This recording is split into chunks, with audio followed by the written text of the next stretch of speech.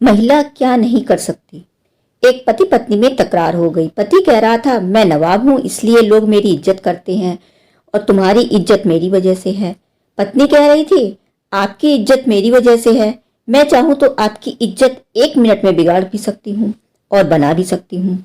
नवाब को तैश आ गया और बोला, ठीक है, दिखाओ मेरी इज्जत खराब करके। बात आई गई हो गई। नवाब के घर शाम को दोस्तों की महफिल जमी थी। हंसी मजाक हो रहा था कि अचानक नवाब को अपने बेटे के रोने की आवाज आई। वो जोर जोर से रो रहा था और बेगम बुरी तरह उसे डांट रही थी। नवाब ने जोर से आवाज देकर पूछा, क्या हुआ बेगम, क्यों डांट रही हो?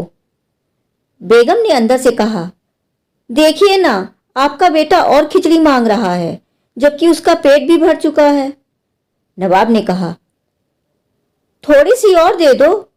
बेगम बोली, घर में और भी लोग हैं, सारी इसी को कैसे दे दूं? पूरी महफिल शांत हो गई। लोग कानाफूसी करने लगे कि कैसा नवाब है, जरा सी खिचड़ी के लिए इसके घर में झगड़ा होता है। नवाब की पगड़ी उछल गई। सभी लोग चुपचाप उठकर चले गए। नवाब उठकर अपनी बेगम के पास आया और बोला, मैं मान गया, तुमने आज मेरी इज्जत तो उतार दी।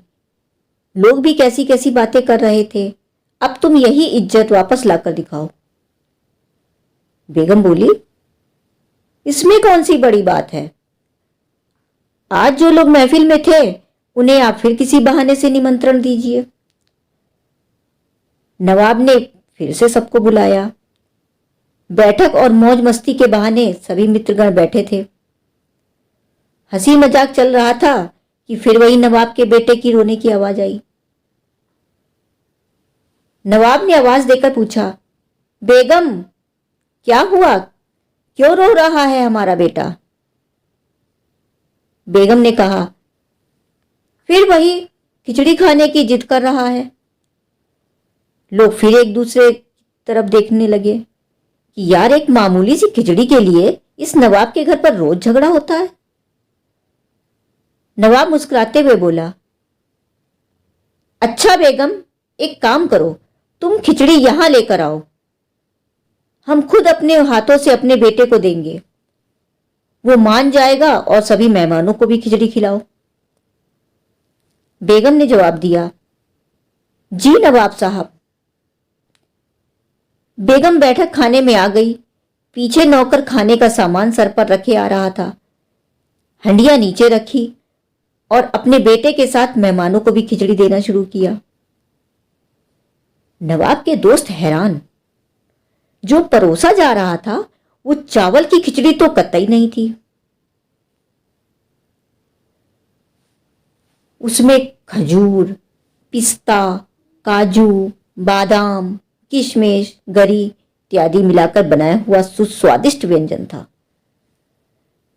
अब लोग मन ही मन सोच रहे थे कि ये खिचड़ी है, नवाब के घर इसे खिचड़ी बोलते हैं, तो मावा मिठाई किसे बोलते होंगे? नवाब की इज्जत को 4 चांद लग गए। लोग नवाब की रईसी की बातें करने लगे।